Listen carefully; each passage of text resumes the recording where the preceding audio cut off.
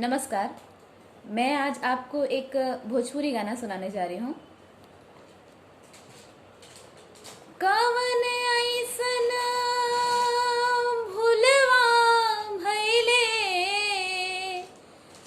कवन ऐसन भुलवा भइले, कवन ऐसन चूक है अरे, काहे खातिर पियवा भइले, गुलरी के फूल है अरे, काहे खातिर पियवा भइले, गुलरी के फूल है अरे।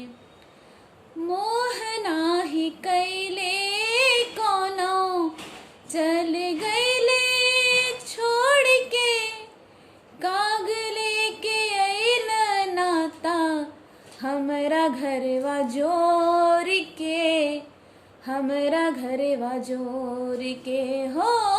मोह नाही कैले कोनो चल गईले छोड़ के, कागले के अइल नाता हमरा घरवा जोर के, हमरा घरवा जोर के।